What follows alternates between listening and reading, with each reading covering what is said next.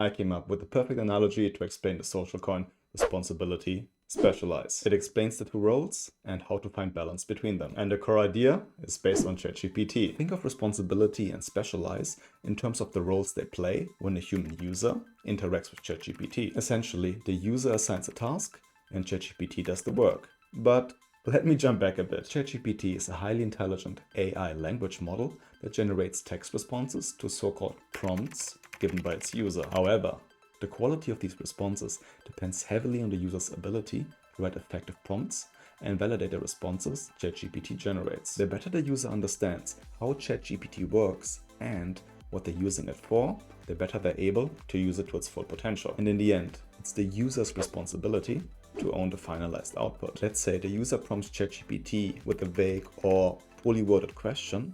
The response generated by ChatGPT might not be very helpful, but if they take the time to craft a clear and specific prompt, then validate and revise the response generated by ChatGPT, they're much more likely to get a high quality output. For example, if I ask ChatGPT, what shall I eat tomorrow?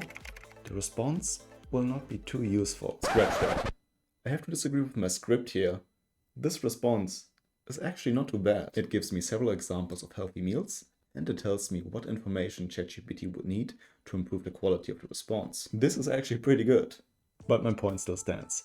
If I make my prompt more specific and tell ChatGPT more about me, like my height, weight, age, diet goals, and food preferences, the response will be much more detailed and more useful for me personally. The deeper I understand the question I ask, the better the generated response will be, and the better I'm able to validate and revise it. On the flip side, to become the powerful, user-friendly chatbot that it is, ChatGPT had to be trained by people to reply in a manner that humans would expect. Only then did it become possible for a layperson like me to effectively access the vast knowledge that was already stored within GPT. So if you want to figure out how to play the part of the number 2 better, ask yourself, how do I write better prompts?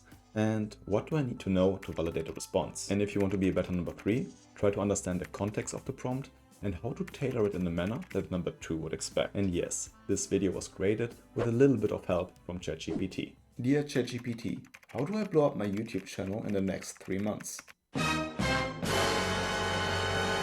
Stay tuned.